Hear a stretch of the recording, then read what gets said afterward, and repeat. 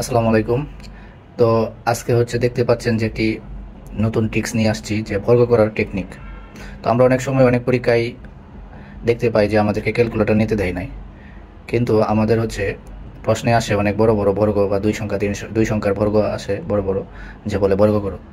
তাহলে আমরা কিন্তু মূলত নর্মাল বর্গ করি এভাবে, যে 41, ধরেন 41-এর বর্গ করতে বললে তাহলে আমরা সবসময় বর্গ করতাম এভাবে, যে 41 সাথে 41 গুণ গুণ করার পরে এমনি বর্গ করতাম। কিন্তু আজকে একটি নতুন ট্রিক্স শিখাবো আপনাদেরকে, যে মুহূর্তে আপনারা কি করতে পারবেন, বর্গটা করতে পারবেন।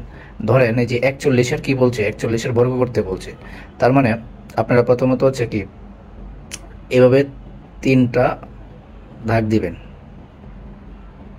দাগ দেওয়ার পর এই যে 4 আছে না, এই 4-এর বর্গ আমরা এইখানে লিখবো। কোথায় লিখবো? এইখানে। তো এখানে আমরা দিয়ে দিব কি 4-এর উপরে স্কোয়ার বর্গ। এরপর দেখেন এই যে মাঝখানে কি বসবে, মাঝখানে বসবে এই যে 4 গুণ 1 গুণ 2।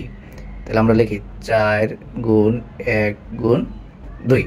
আর বাকি রইল কি এই যে ঘরটা আছে না, এই ঘরটা 1-এর বর্গ। ঠিক আছে। তারপরে আমরা কিন্তু এই যে ডান দিক থেকে অঙ্কগুলো লিখবো, যে 1-এর উপরে যদি স্কোয়ার মানে 1-এর বর্গ করলে একই হবে।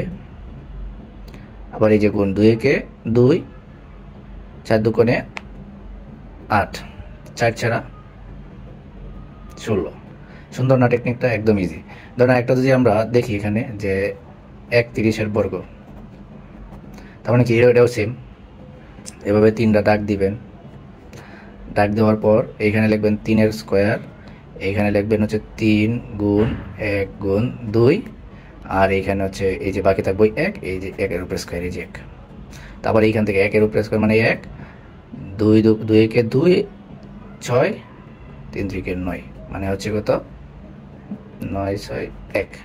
আর এখানে কত 16, 81। একদম ইজি ওয়েতে আমরা বর্গ করতে